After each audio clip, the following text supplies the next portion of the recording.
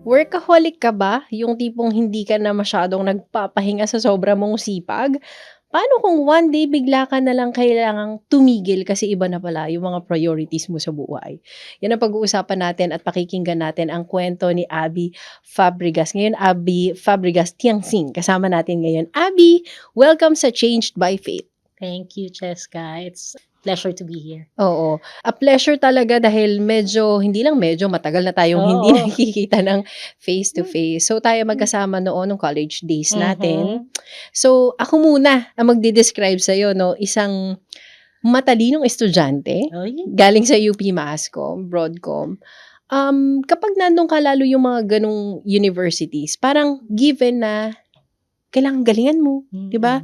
Kailangan competitive ka, kailangan talented ka, hanapan mo ng talent yung sarili mo, parang ganun. So, na-enjoy mo yung panahon mo nung college? Akala natin, no, nung galing tayo fresh from high school, akala natin galing-galing na natin kasi syempre mga valedictorian, salutatorian.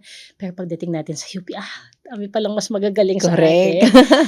Pero exciting times kasi doon ko rin natutunan maging independent. First time kong mahiwalay sa pamilya ko. Probinsyana ako noon. At 16 years old, nag-start na akong mag-part-time job, ganyan, while working, while studying. Studying.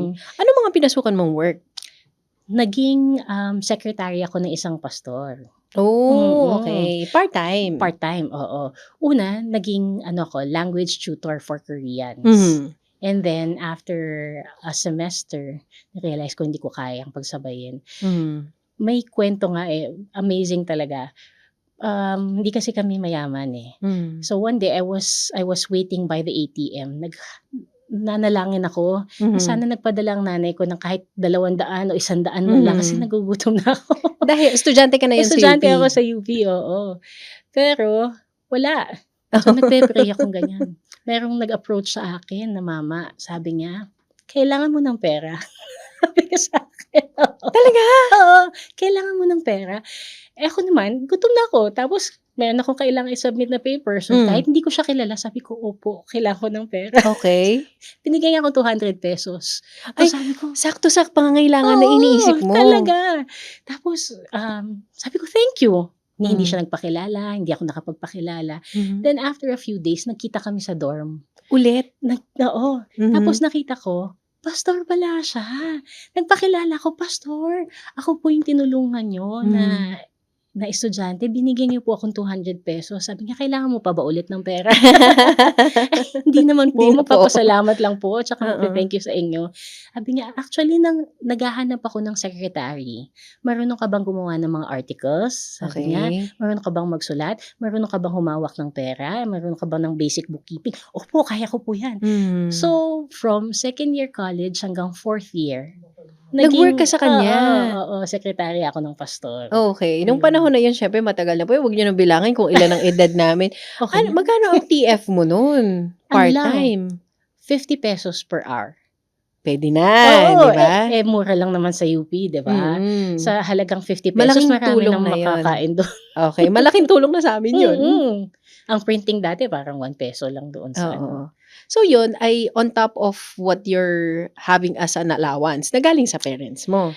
Just a tiny bit. Kasi nung time na yun, yung tatay ko ay, he's an engineer by profession. Pero for a very long time, nawalan siya talaga ng stable job. Siguro, buong high school ko, mula maliit ako hanggang matapos ng elementary, mabuting provider si Papa. Pero for some reason, nawalan siya ng trabaho talaga ng buong high school. So si Mama, public school teacher, siya lang yung nagtataguyod sa pamilya. Okay. Kaya 3 kaming magkakapatid.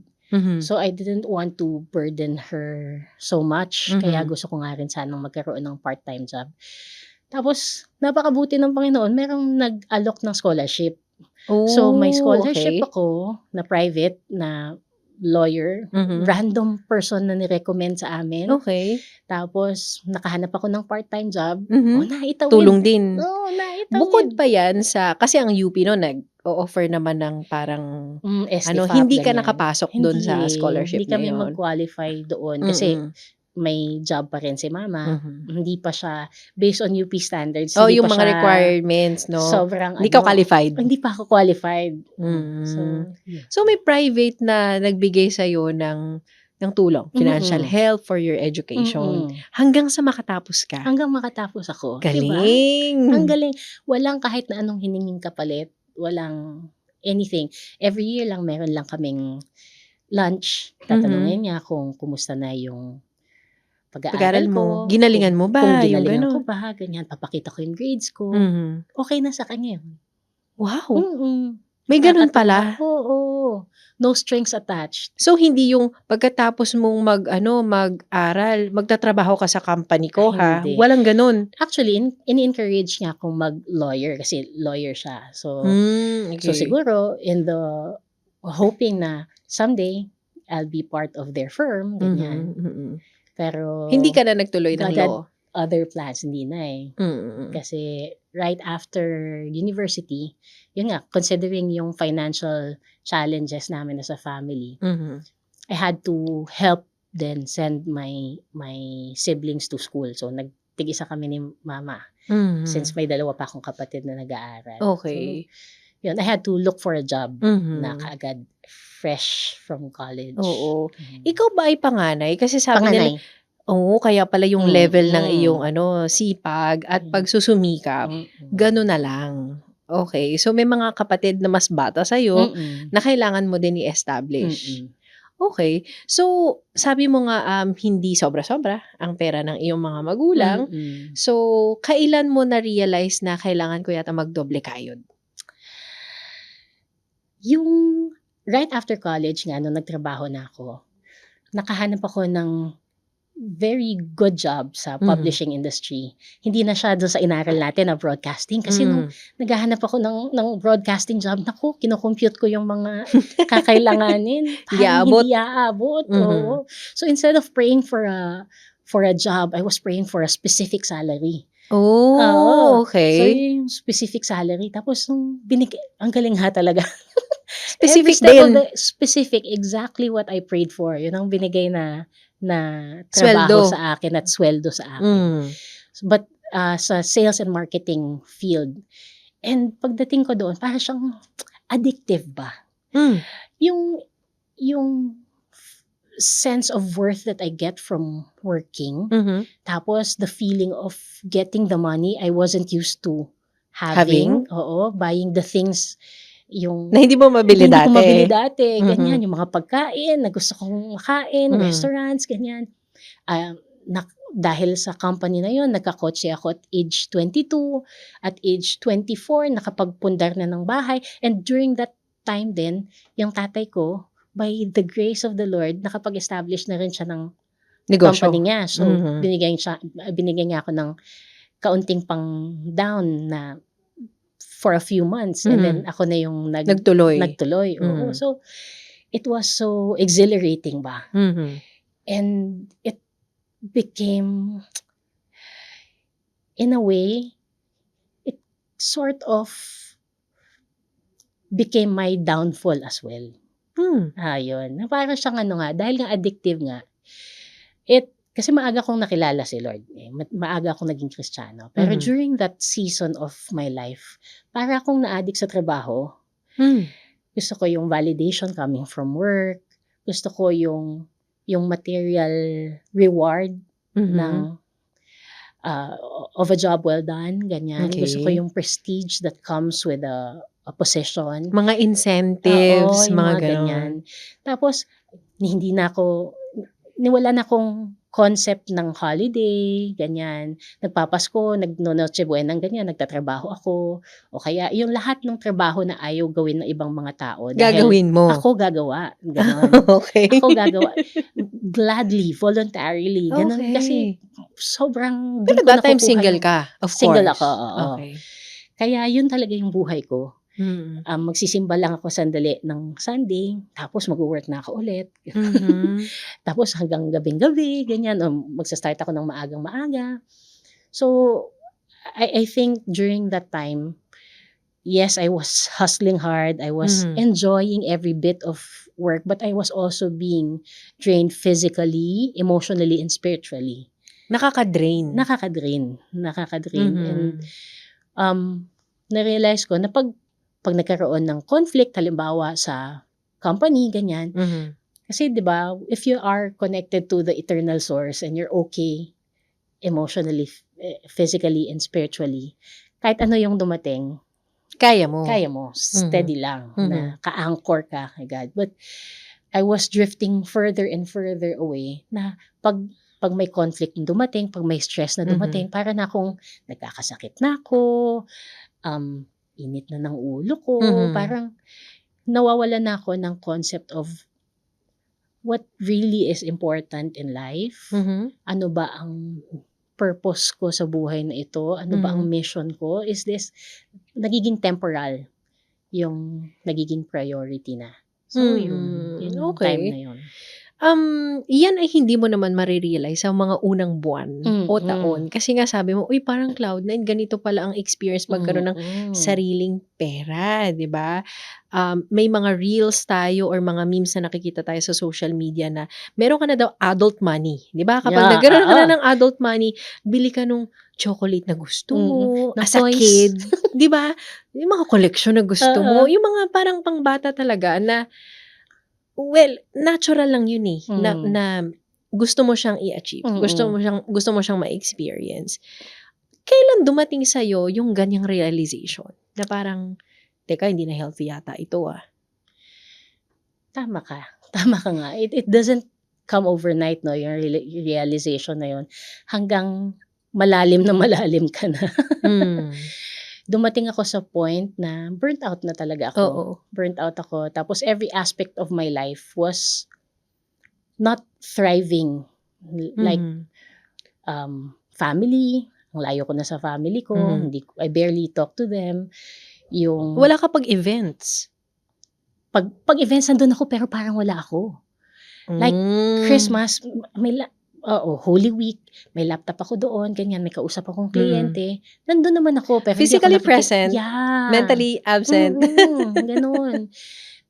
Alam mo nga para siyang blur sa Mhm, buhay ko yung time na yon. All I can think of is sino ba yung mga minute kong kliyente nung panahon na yun. Hindi ko mm, matandaan yung mga moments na yon ng pamilya ko. mm, Even sa ministry, nawala ako sa ministry nung time na yun kasi rin I I I felt guilty.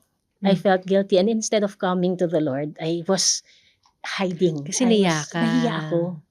Oo, Okey. nahiya ako, tapos may mga compromises sa buhay ko na ginagawa ako na Mhm, hindi magagandang mga desisyon na hindi na-align sa Panginoon. mhm, Kaya dumating sa point na yun, nagkakasakit na ako, mhm, parang depressive na ako. Hindi naman ako clinically diagnosed, I didn't mhm, have that diagnosis, but I know in my heart na parang I had no purpose, I had mhm, no joy, mhm, gano'n. I had no love in my life, ganyan. mhm, Na ang dali-dali ko na ring ma-bring down ng whatever circumstance na meron ako. mhm, And then I realized na if I died that night, mhm, ganyan, ano yun, I could easily be forgotten kasi I could easily be forgotten ng pamilya ko, hindi ko naman pinapansin. hmm. Mga kaibigan ko hindi ko naman na Hindi ka na kinontak ng connected, hindi na ako oo. connected for a long time. Yung church na dating very active ako na hindi ko na rin Mm, halos sinisipot. mhm, Tapos makakalimutan na lang rin ako talaga, at yung work na pinagbubuhusan ko ng buhay, mm. by next week may kapalit na ako. Yun Oh, nga, 'di ba? magpapatuloy sila ng wala tayo. Oo. I'm very replaceable dun Totoo, sa buhay na pinagbubuhusan ko. mm, And then, I think it was in that moment na iniisip ko nga, "Lord, sana kunin mo na lang ako, parang nakakapagod na." Pero that was also that moment mhm, when I feel like it was a wake-up call. mhm, I resigned that time, tapos I went back to church. I mhm, connected with a discipleship group, mhm, 'yan. Um, recovering workaholic. And I went back to the gym, Mhm. nag Self-love naman. self-love and God love ba, Mhm. na bumalik ako sa mga dapat na pinagtutuunan talaga ng pansin. Not to say naman na hindi importante ang work Mhm. because that's also a blessing from God, but it was too much during that Mhm. time. I didn't have that balance, no. Mhm. So nung time na yun, ano, hmm, I felt the Lord slowly leading me back to Him, Mhm. na pinapa-realize rin sa akin. There was a time kailangan ko ng kasi nga nag-resign ako, Mhm. kailangan kong i-sell yung car ko Mhm. so I can continue yung sa bahay Okey. yung bayad sa bahay, Mhm. ganyan. And fulfill yung mga iba ko pang financial obligations dahil Mhm. bigla-bigla yung decision kong mag-resign. Oh, okey. Bigla-bigla talaga. So, although meron akong savings, it wasn't Enough. enough. Hindi Mhm. pang matagalan na Mm. indefinite na walang trabaho. Wala pa akong Mhm. lilipatang trabaho noon, Right. ganyan.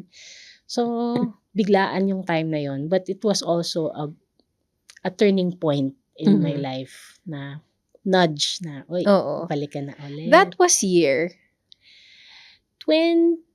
Oh no, so difficult. 2012? Mga gano'n. Mm. Siguro during that year or yung mga transition na nangyayari pala Mm. sa'yo na 'yan, randomly nagkita tayo sa isang Oo. place. Random, very random na hindi natin inaasahan. So, yung Hmm. the usual na, "Oh, kumusta?" Parang gano'n lang. I vividly remember na ang sagot mo sa'kin, 'yan. Sabi mo, Hmm. "Ay sis, wala na ako dun." Kasi sabi ko, "Oh, nasa publishing ka pa?" Sabi mo, "Ay sis, wala na ako dun kasi" siguro randomly sinabi mo lang din Mm. sa'kin, "Wala na ako dun kasi ayoko na, binabago ako ng trabaho ko." Mm. Tumatak yun sa'kin hanggang ngayon na bago kita, makausap dito sa podcast. Paano mo malalaman? Paano magdo-dawn sa'yo? At paano ka makakakuha ng courage Hmm. na aminin sa sarili mo na, binabago ko ng trabaho ko, ng Mm. ginagawa ko, Hmm. and I need to stop? Merong I cannot quote yung source nito, but I've heard somewhere na litmus test daw kung if you have another God in your life, kung meron ka ng idol, is if this thing is taken away from you, would you still worship God? Gano'n. Hmm. So, during that time, if all those things were taken from me, yung pera, yung job, yung security, yung validation coming from Mhm. from my career, I wasn't very Sure. confident Oo. na I would still be able to worship God during that time. Hmm. So I think that is a good gauge para Mhm. malaman natin, nasa tamang ano pa ba ako? Nasa tamang direksyon pa ba ako? Mm. Tama pa ba yung priorities ko? So, wrong priorities and idols can be in the form of good things, di ba? Trabaho Mm. is a good thing. Mm. Children are blessings, di ba? Mm. Family is a blessing. But even those things na magaganda, Mhm. mabubuti, if it takes the first place ni God sa buhay mo, it's no longer the right direction. Mhm. Pag yun taken away from you, would you still be able, if you can still say, yes, Lord, Mhm. I'll worship you, then you know God is still number one. Mhm. But if not, then you know, oh, something's wrong. Mhm. Kaya rin, magandang tinatanong every now and then Sa yung sa sarili sarili mo. natin. Oo. And it takes a lot of courage and humility para aminin na naa-addict ako sa trabaho ko. Mm. Kasi iba yung term na addiction, eh, 'di Mm. ba? Paano mo nasabi na addict na ako sa trabaho ko? Kasi it was exhilarating nga. And then, nare-realize ko yung what it cost me. Mhm. Looking back, what it cost me, Mhm. na hindi na yun normal. Hindi na yun Hmm. normal. During that time, I just knew I was burnt out.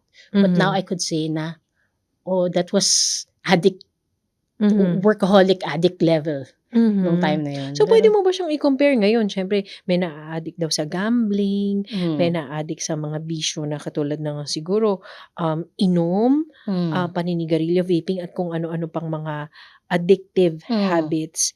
Pero yung na-addict ka na sa pagtatrabaho, paano mo siya masasabi?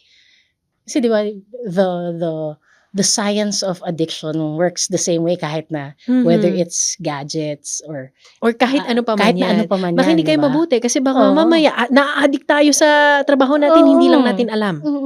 it activates the same Yung mga endorphins mo. yeah, 'di ba? The same Oo. pleasure system sa brain natin and sa Hmm. body natin. So if that's during that time, that's where I derive my pleasure from working talaga Hmm. and nowhere else. And if Mm. I'm not working, I'm thinking of working, ganyan. If it's my day to take a rest, I feel guilty and I feel lifeless and I Gano'n? feel worthless, ganyan. Oo, na parang 'di ba, parang siguro sa mga alcoholic or drug addict, they're looking for the next hit, so they Mm. say, 'di ba? Parang Parang hindi gano'n din ako. ka mapakali. Oo, I'm looking for the next overtime, I'm looking for the next, travel, I'm looking for the next presentation, gano'n. And when I'm there, yung sense of pride din na Mhm. I feel like I'm in charge of everything. Mhm. I'm in charge of myself. I'm so good at what I'm doing, Mhm. ganyan. So yun, it fed my pride, Mhm. it fed my desire for independence, yan. And in yung desire for control, which Mhm. I felt like I didn't have a lot of control before bilang bata. Siyempre, tapos mahirap nga kami, pero during that time, feeling ko, I can go wherever I want, I can Mhm. buy whatever I want, wala na akong magulang na pagpapaalaman, I live on my own, Mhm. ganyan. So, In-enjoy mo talaga. in-enjoy ko to my ruin eventually. Pero while it was good, while Mhm. nung balanse pa, nung I was still a Mhm. young professional na talagang earnest lang ba to be excellent, Hmm. gano'n naman nag-start, eh. Mm. Kasi nga pinanalangin ko naman yung trabaho na yun, "Lord, Mm. I want to do Kasi well blessing for naman you," yun, ganyan. eh. Blessing nga talaga Hmm. yun, eh. And eventually I cherished the blessing more than the blesser, Hmm. and it became somehow a curse Mm. because of my own heart. Not because of the job, Mhm. kasi kahit na ano pang trabaho yun, feeling ko I have the tendency to be like that, to be Hmm. independent from from God, Mm. ganyan, na to think of myself as ang galing ko, ang Mhm. sipag ko, kaya ko yan gawin, and resort to God 'pag hindi ko na kaya, ganyan. 'Pag may sakit na Mhm. ako, 'pag parang imposible, parang ang hirap nitong kliyenteng darating, ganyan, hindi ko ma-solve Mhm. yung problema, saka ko lang pupuntahan si Lord. But yun. Mm. Kailan mo nasabi sa sarili mo na hindi na nga ito healthy, 'di ba? Na ang blessing na tinitingnan ko dati ay hindi na siya yata blessing Hmm, ngayon? um, nagkakasakit na ako. Nagkakasakit na ako, madalas na akong magkasakit noon, madalas na akong maospital. Hindi ka na nagpapahinga ng Kasi hindi na ako ng nagpapahinga. enough? Mm. Kasi feeling ko 'pag nagpapahinga ako, nagkakasala ako. Kasi nga gusto kong magtrabaho ng magtrabaho, parang sleeping time is unfruitful time, ganyan. Oh, So no. gano'n. Okey. And at the same time, during that season, Mhm. salamat sa Lord kasi hindi niya ako binitawan. There's still that still small voice in my Mhm. heart nudging me na, "Uy, mali na 'yan. Hindi ka Okey. nagpapahinga. Oh, Mhm. nagsimba ka na ba? Oh, yung tithe mo." Oo. May Yung nagre-remind sa'yo. oo, Kanina habang kinukuwento mo napapa-oh-no ako kasi I mean, all of us are guilty at some point of hmm, that na, kapag ba nagpahinga ako, am I being lazy? hmm, Kapag ba hindi ko 'to ginawa, paano yung may mga gano'n, eh. Ngayon naglalabasan even sa social media na hindi ako puwede mag-stop kasi kapag tumigil ako, may umaasa sa'kin. mm, Hindi puwede kasi kailangan. hmm, So, rest, even the Bible says that you have to honor, Mm. rest, 'di 'Di ba? ba? There's a time for everything, Correct. 'di ba? At saka whatever you do, whether you eat or drink or sleep or work or do it all for the glory of God. So, oo nga, kasama pati rest doon. Puwede palang magpahinga. Baka naman sa tulog mo napapanaginipan mo pa yung mga presentation. Actually, oo, dati gano'n. Minsan nire-rehearse ko, ipa-practice. Minsan pinagpe-pray ko pa 'yun dati. Lord, sana mapanaginipan ko yung presentation bukas para ma-practice ko sa So, Gano'n wow! talaga, 'di ba? Malala. Gano'n talaga dati. Okay. Pero I realize na, part nga part nga talaga. May balance na kailangan sa buhay natin. Yung pagre-resign mo kasi nga Hmm. it dawned on you na, "I have to do something about it. Hmm. This one needs to stop." Hmm. Biglaan. So, Biglaan. inisip mo pa ba no na, "Teka lang ha, kukumpyutin ko muna kung ilang months ako magsu-survive sa naipon ko, ilang months pa yung amortization ng kotse ko." Inisip mo pa ba yun or hindi na? Nung time na 'yun, hindi. Feeling ko kasi I will drown. Yung may feeling na I might die. I Kumbaga might die urgent na magdesisyon ka na Oo. ngayon. It also helped na nandun din yung tatay ko during that time na sabi niya, "Akong bahala sa'yo." Mga ganyan, "Akong bahala sa'yo, hindi ka" sabi ng Parang nanay si ko God, no? oo, sabi ng nanay ko, "Uwi ka lang sa'kin anak, hindi ka magugutom." Gano'n. Mm. So, single pa naman din ako noon. So, Mm. inisip ko, "Lord, bahala na kayo." Oo. Sige na nga, game na. Oo. Tsaka na-realize ko din noon na puwede ko palang pakawalan pa rin. I still have it in me to let go. Kaya ko pa rin pala. Kaya ko pa rin pala. Mm. Puwede naman pala, gano'n. Oo. Hindi naman katapusan ng mundo kapag binenta ko na yung kotse ko, gano'n. Kapag hindi na ako manager diyan sa ganyan, na magigising na ako ng medyo tanghali, hindi naman pala katapusan ng mundo yun. Okay pa rin pala ako. Oo, magpo-provide pa rin si Lord sa akin. Yun yung mga una mong naramdaman. Ang una kong naramdaman para siyang just like yung other addiction, para siyang may Parang withdrawal syndrome. withdrawal phase na magigising pa rin ako ng 5 AM, na I feel awful kasi I don't have to prepare for work. O Pero kaya gising na gising ka pero na. gising na gising na ako kasi sanay na ako ng gano'ng oras na gising. O kaya magna-nap time ako ng tanghali kasi siyempre wala nga akong trabaho na. I feel so Guilty. bad. Oo, I feel so guilty na I feel so worthless. Anong ginagawa ko? Wala Lahat akong ng mga ginagawa. Oo, lahat ng mga kakilala kong kaedad ko ay nagtatrabaho ngayon. Ako ay matutulog ng tanghali. Oo. Pero it was also like a therapeutic season for me. It taught me dependence on the Lord again. It taught me Okay. rest. It taught me simplicity and humility Totoo. again. It taught me how to be content. Lately, sa church pinag-uusapan yung yun yung theme sa church lately, yung contentment and God being enough. Naalala ko yung sa Philippians 4 na in every circumstance, I have learned how to be content. It started during that time na because I know how it is to be Have plenty, di ba? I know how it is to have plenty. I know how it is to be in need. I know how it is to be brought low and to be abundant. But in all of these, I can do all things through Christ who strengthens me. So, yun, nagsimula dun sa time na yun. Sa social media, si Joy Spring, isang content creator din siya. May podcast siya one time. So, I think siya famous DJ, VJ, influencer. So, very busy daw siya. Until, nagpakasal, na-preggy, nanganak. Sabi niya, ang realization niya, I had to stop my life. Kasi syempre, preggy ka, hindi ka pwedeng, yung the usual routine na ginagawa niya. So sabi niya, before, being busy was my crown.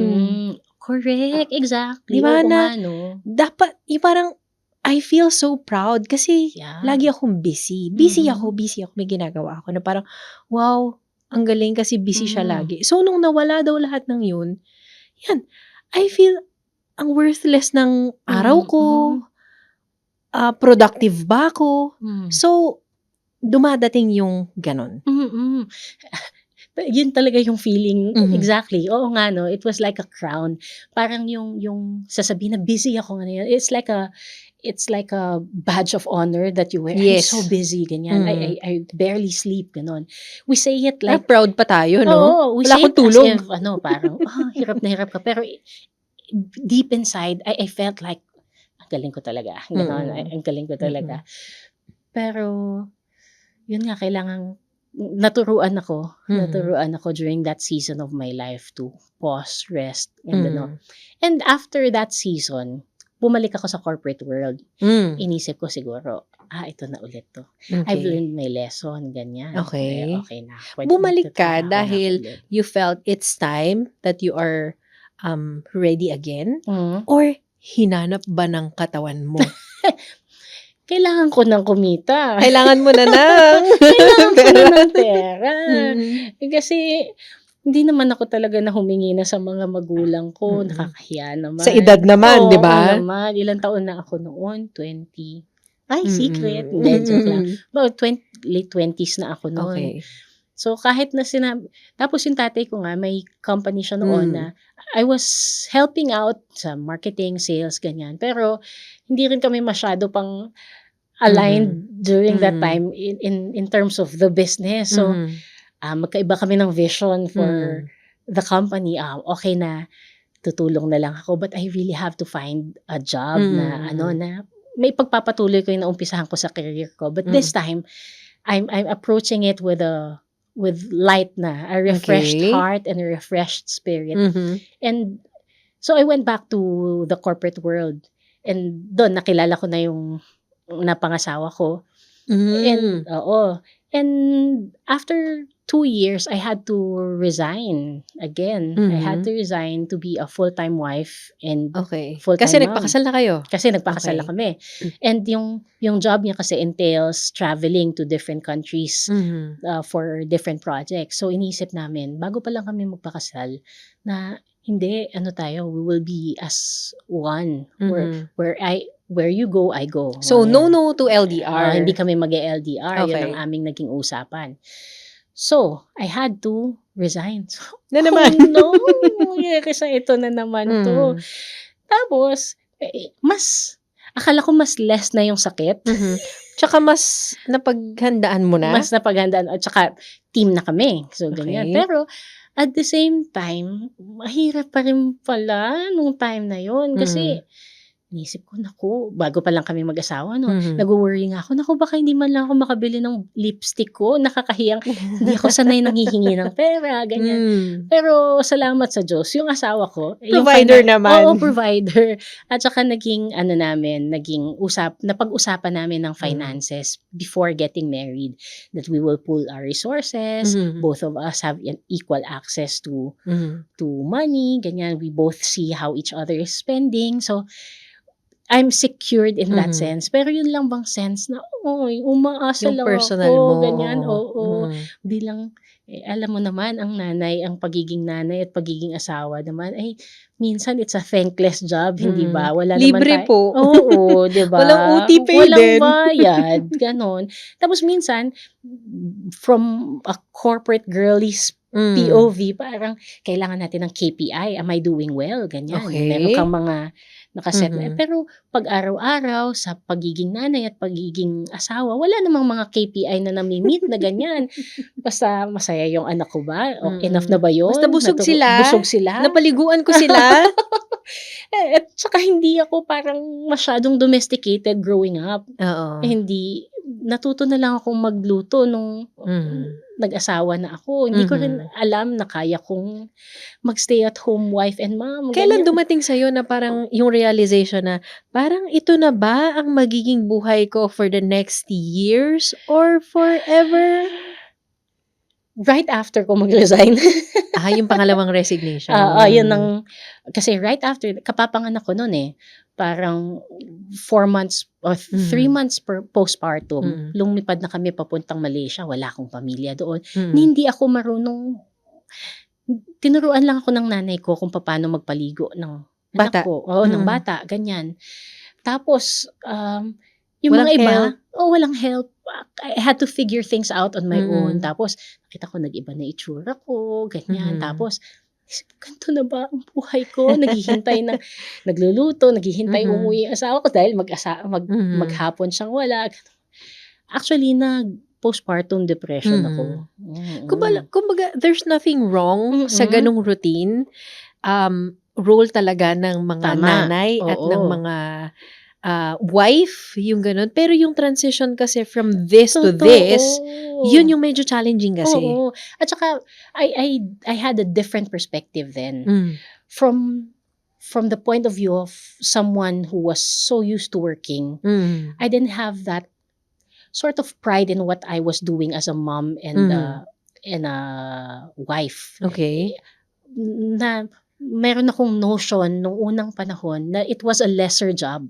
Ganon. Because it was unglamorous, di ba? Hindi ka naman Okay. mag-aayos, di ka naman Because your mom lalabas, is also ganyan. a working woman, di ba? Working mom. Although, for the first 7 years, 8 years of my life, nag-full-time mom and wife din siya. Ang tatay ko ay nagpo-provide full-time for us.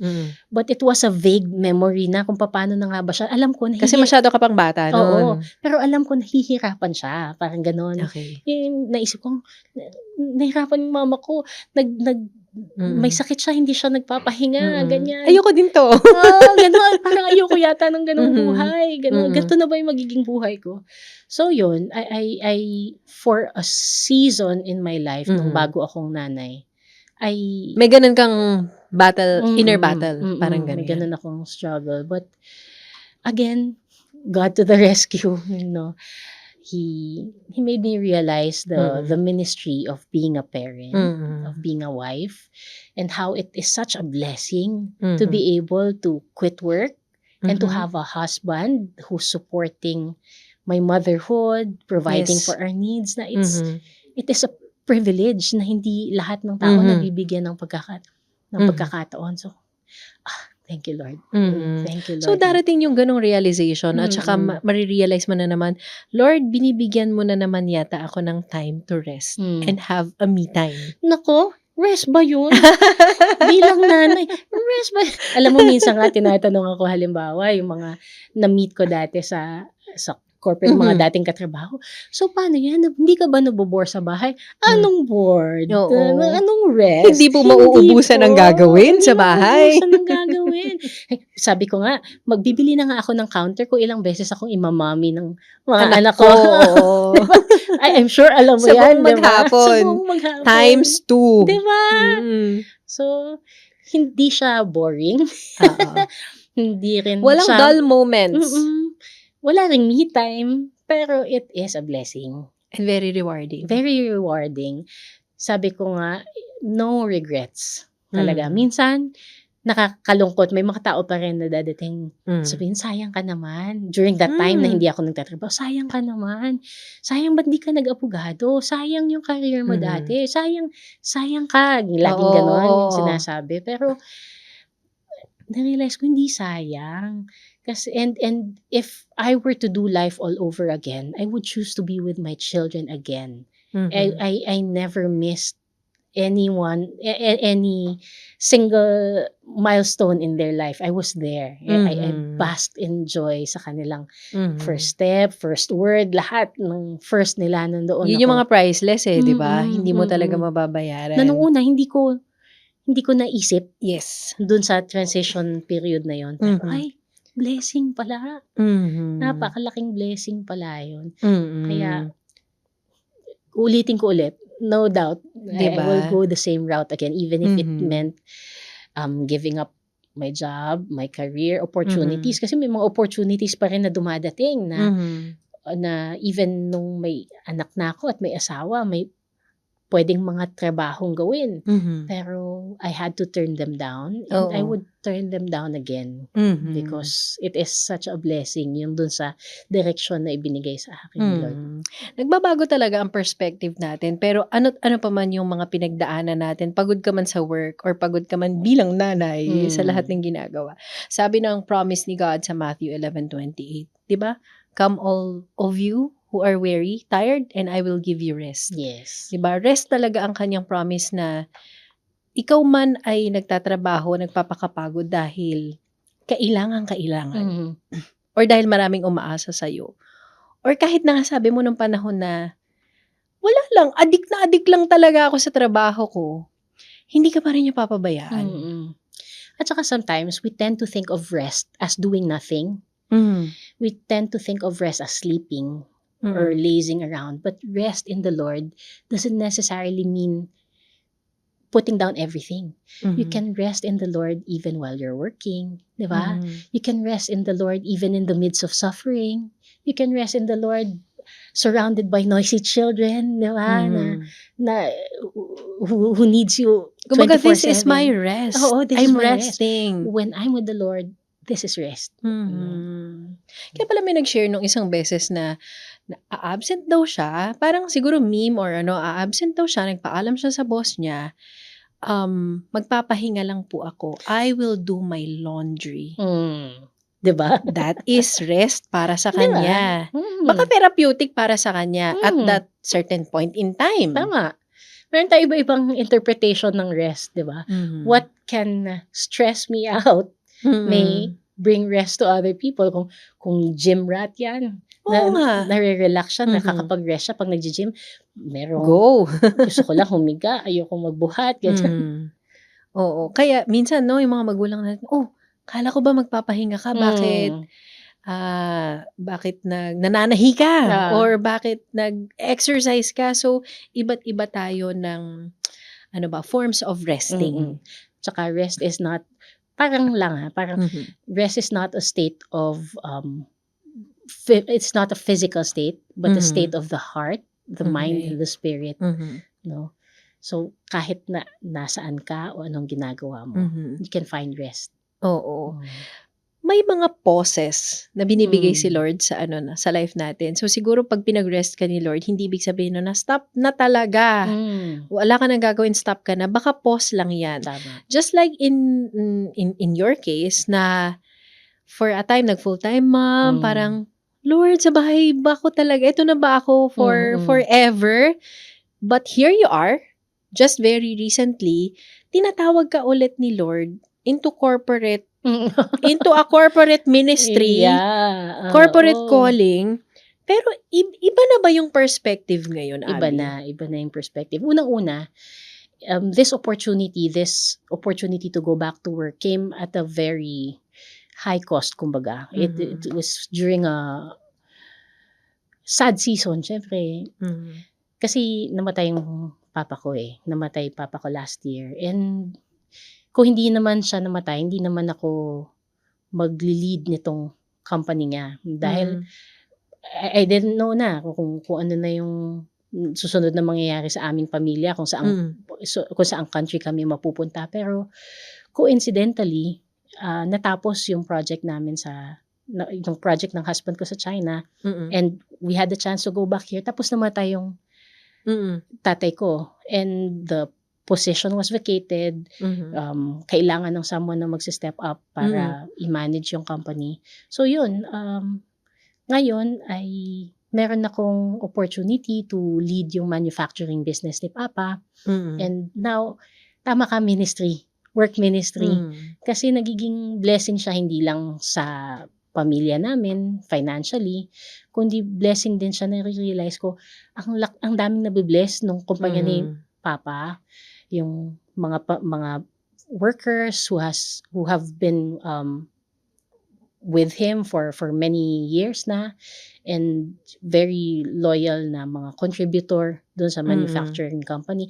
We actually started a Bible study group dun sa ano namin, sa mm, company namin. So hindi lang siya financial blessing sa mga tao, it's also mhm, a spiritual blessing.